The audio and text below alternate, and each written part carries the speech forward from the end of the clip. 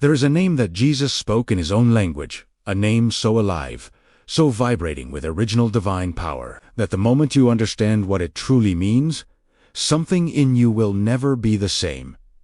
It is not the name you grew up hearing. The translation most people received was a pale echo of something ancient, something breathing, something that was never meant to be reduced to 2 words on a page. When Jesus called upon the Holy Spirit, he did not use a theological term. He used a word that carried the sound of wind, the feeling of breath moving through a body, and the force of divine fire moving through human consciousness. That word was Ruka Dekucha. And it was not just a name, it was an invitation, an activation. A doorway that remains open, even now, to every soul willing to stop at the threshold and truly listen. Most people have attended churches, read scriptures, sung songs, and never once felt the weight of what Jesus was actually pointing to when he spoke of this sacred presence. But today, that changes. Stay with me until the very end, because before we close, I will give you the full protocol of transformation that Jesus embedded inside this ancient declaration, a practice so precise, so powerful, that it was designed to move through you like breath itself. What the word Ruka Dekucha actually means in the Aramaic language that Jesus spoke every single day of his earthly life.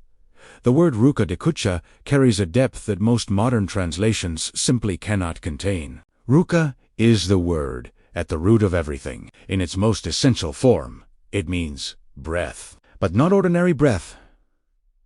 Not the unconscious rise and fall of the chest. Ruka is the primordial breath of existence itself, the breath that moved over the formless. Deep in Genesis, the breath that carried divine intention into matter. When Jesus and those of his time used this word, they were not speaking abstractly. They were speaking about something they could feel, a palpable, living current of sacred energy that moved through and between living beings. Dekucha is the second part, and it comes from the root word meaning holy, set apart, consecrated. But even the word holy in English has lost something essential. In Aramaic, QWD, SHA carried the sense of something that has been made luminous, something that has been purified, not by separation from the world, but by being filled with divine light from within. So when Jesus spoke of Ruka Dekucha, he was speaking of the sacred breath that makes luminous, the divine wind that does not come from outside and impose itself upon a persona, but rather ignites what was always already present within them. This distinction is not small. For centuries, many have been taught to wait for the Holy Spirit to descend upon them from somewhere distant, somewhere above. But Jesus in his own language was pointing to something far more intimate, something that breathes inside the very structure of consciousness, something that was placed within you at the moment of your creation and that awaits recognition, not arrival. Ruka Dekucha is not coming. It is already here, waiting to be breathed into conscious awareness. When Jesus declared this name, he was handing humanity a key. And today, after 2,000 years, that key is still fully functional. How Jesus taught the Ruka Dekucha to flow. The Gospel of John, chapter 20, records a moment so extraordinary that most people read past it without grasping what truly happened. Jesus appeared to his disciples after the resurrection. He stood among them, and he breathed on them. He did not speak a sermon in that moment. He did not offer doctrine. He breathed deliberately, intentionally, in a way that was clearly described as a sacred act. And he said, "Receive the Ruka Dekucha." The Greek text records the word pneuma. But Jesus was not speaking Greek. He was breathing in Aramaic. He was breathing Ruka. And this was not metaphor. When Jesus breathed and spoke those words, he was performing what the ancient Aramaic tradition understood as a transmission, a direct conveyance of sacred frequency from one consciousness to another through the vehicle of breath and sound. This was not unique to Jesus in the Aramaic world. The tradition of the sacred teacher breathing upon the student, passing the living fire from one vessel to another, was understood as the highest form of spiritual initiation. What made this moment in John 20 so extraordinary was not the method. The method was recognized and reverenced. What was extraordinary was the source. Because when Jesus breathed that breath, he was breathing something that had moved through him since the very beginning. since he emerged from the waters of the Jordan, and the Ruka Dekucha descended upon him like a dove. Visibly, audibly, in a way that entire crowds witnessed, Jesus received the sacred breath in fullness. And then he gave it not stored Italiano, not protected it, gave it freely to people who had spent the past 3 days in confusion and grief and fear. This reveals something crucial about the nature of Ruka Dekudia. It does not diminish when it is given. It multiplies. The words of Jesus in Aramaic open different pathways back to divine alignment. Each one represents a frequency capable of restoring something fragmented in human consciousness. Understanding these frequencies is the first step, but mastering their vibration in your daily life is where the true miracle happens. Aramaic words carry a sound dimension that is deeply vibrational, and some of these pronunciations may reach your ears slightly differently depending on how they are rendered. To help you embody each frequency with precision, I created a collection of 5 sacred study guides, each one dedicated to a specific Aramaic declaration and its practice. Inside, you'll find the correct pronunciation, guided meditations, and daily activation rituals.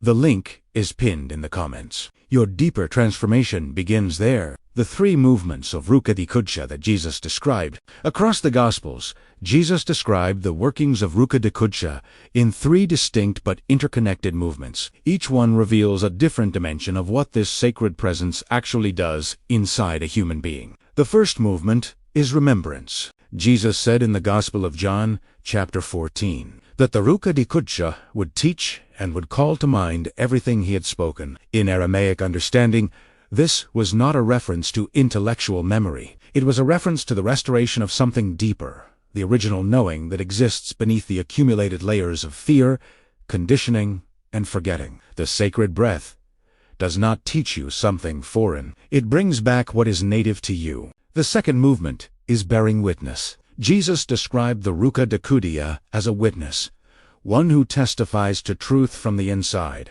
In the Aramaic tradition, the witness was not a spectator. The witness was a presence that made something real by virtue of its recognition. When the sacred breath moves within you as a witness, it does not judge or evaluate. It sympathizes, and, in its seeing, it brings clarity where there was confusion, direction where there was wandering. The third movement is the one that most deeply challenges the human mind. Jesus said the Ruka Dekudia would guide into all truth, and that this guidance would come as a movement, as a flowing, not as a set of static propositions. The Aramaic word for truth shrara carries the sense of something rooted and real, like a tree that cannot be moved by wind. The sacred breath guides into that rootedness, not by telling you what to think, but by quieting everything in you that is not truth, until only truth remains. These 3 movements, remembrance, witness, guidance, are not sequential. They are simultaneous. They spiral through each other, the way the breath spirals through the body. When Ruka Dekudia is active within a person, all 3 are present at once. If something in you is shifting as you receive this teaching, trust that movement. It is your original nature recognizing itself. The 5 sacred study guides were designed to walk beside you as that remembrance deepens, layer by layer, word by word, frequency by frequency. Each guide carries the full context of these sacred declarations, their sound, their meaning, and their power to dissolve what no longer belongs to you. The link is pinned in the comments. Your return to wholeness has a next step. Why the sound of Ruka Dekudia matters. In the tradition that Jesus carried and taught, sound was never ornamental. Sound was understood as the vehicle of divine power, the medium through which the invisible moved into the visible. The uncreated expressed itself through creation. The opening of the Gospel of John attempts to capture this understanding when it declares that in the beginning was the Word. But in Aramaic, the concept is even more immediate. The Aramaic word that Jesus would have used, milda, refers not just to a word spoken, but to a word that becomes embodied, that takes form, that vibrates into being. When Jesus and his community spoke the name Ruka Dekudia aloud, they were not simply labeling a concept, they were participating in the frequency of what they named. This is a principle that modern science has begun to approach through the study of vibration, resonance, and the relationship between sound and matter. But Jesus did not need a laboratory. He knew from the inside what happened when sacred sound moved through a willing human body. The ruka, the breath, is itself a sound. Before it becomes a word, breath is already speaking. It is the first sound a human makes at birth and the last sound at death. In Aramaic sacred understanding, the breath carries the divine name within it. Every breath you take is, in Tisense, already a prayer, already a participation in Ruka Dudsa, whether you are aware of it or not. What Jesus offered was awareness. He taught that when the breath is consciously offered, when it is directed with intention toward the sacred, it be a vehicle of transformation at a depth that ordinary willpower cannot reach. The disciples who received the breath of Jesus in John 20 did not simply hear a teaching, they received something through the medium of sound and breath that bypassed the thinking mind entirely and landed directly in the center of their being. That same possibility exists for every person who approaches Ruka Dekucha, not as a doctrine but as a living frequency that can be consciously received. What Ruka Dekuja activates in human consciousness when Jesus described the effects of Ruka Dekuja in human life. He was consistently specific in a way that is easy to miss if you are not reading through the Aramaic lens. He did not promise comfort alone, though comfort was part of it. He did not promise power alone, though he explicitly said the disciples would receive power when the sacred breath came upon them. What Jesus consistently described was a complete reorientation of human consciousness from the inside out. In the Aramaic tradition, the human being was understood as existing on multiple levels simultaneously. The physical body, the breath soul, and what might be translated as the deeper spirit or divine point within a person, these were not separate compartments. They were interwoven dimensions of a single living reality. Ereuke ache, ade ku, ude, ese ache, when activated, moves through all of these levels at once. At the level of the body, it produces what the Aramaic texts describe as a tangible warmth, a felt sense of aliveness that moves beneath the surface of thought and emotion. At the level of the breath soul, it produces clarity, a quieting of the restless movement of the mind that Jesus elsewhere described as the anxious, striving after things that do not nourish. At the deepest level, the divine point within Ruka Decodecia produces what can only be called recognition. The recognition of oneself as a being who is not separate from the sacred, not earning the sacred, not waiting for the sacred, but already, fundamentally,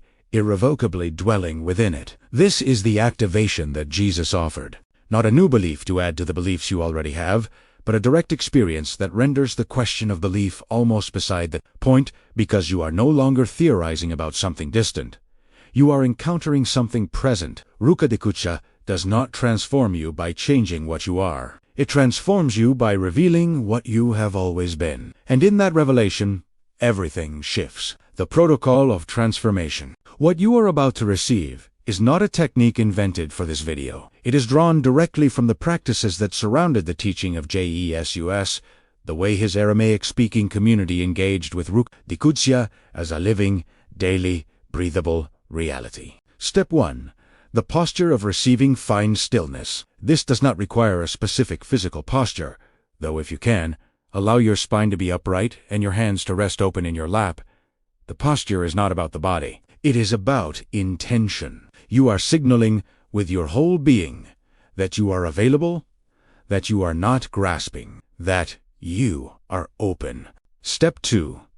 The breath preparation before you speak the word, breathe. 3 slow, conscious breaths. With each exhale, allow something to release. The accumulated tension of the day, the noise of expectation, the habit of performing even in prayer. With each inhale, allow space to grow inside your chest, not forced, not manufactured, simply allowed. Step 3. The pronunciation when you are ready. Speak these words aloud, slowly, deliberately, as if each syllable is being offered rather than merely said. Ruka Dekucha. Ruka, let it begin low in your chest, almost like a sigh, and rise slightly as the sound moves through your throat. Dekucha. The second word carries more intention. The kuda is grounded and resonant. The sha at the end is a release. The sound itself opens outward like a door swinging open. Step 4. The intention as you speak, hold this interior orientation. I am not summoning something foreign. I am recognizing something native. The sacred breath is already here. I am simply becoming aware. This intention, according to the teaching of Jesus, is what transforms the pronunciation from a sound into a transmission. The willingness to receive, truly receive, without conditions, is the activation. Step 5. The silence after you speak Ruka Dikuja. Do not rush to fill the space. Sit in what follows. The effect described in the tradition is not always dramatic. Sometimes it is a deepening warmth in the chest. Sometimes it is a sudden, unexpected quieting of the inner noise. Sometimes it is simply a feeling of being fully, completely present here, now, in this body, in this breath, in T's moment, without anxiety about what was or what will be. That presence is the activation. That is, Ruka Dikutia, recognizing itself through you. Practice this for 7 consecutive days, once in the morning, once before sleep. The accumulation of conscious recognition does something that a single encounter cannot. It begins to rewire the habitual patterns of the mind toward the frequency of the sacred. This is not religion. This is not ritual for its own sake. This is what Jesus taught his closest companions when he stood among them, breathed upon them, and said, "Receive." He meant for them to actually receive. And he means the same for you now. Today, in this moment, exactly as you are. Did you feel something shift today? Did these words touch something deeper in you? If they did, leave the word awakening in the comments. That is your confirmation that the light within you is moving. And when the light moves, it needs a path. Discover our complete collection of 5 sacred study guides created to carry your transformation beyond this moment. The link is pinned in the comments. Your next step is waiting. We are just scratching the surface of this ancient power. Get ready, because in our next video, I will reveal even deeper Aramaic codes that unlock spiritual authority you've never imagined. Make sure you are subscribed and have notifications turned on so you don't miss this unfolding revelation. Right now, before you close this video, come to the comments and tell us, what did you feel? What shifted? We read every single response. And if this teaching found you today, subscribe to this channel. Every week, we go deeper into the ancient frequency codes that were always meant to be yours.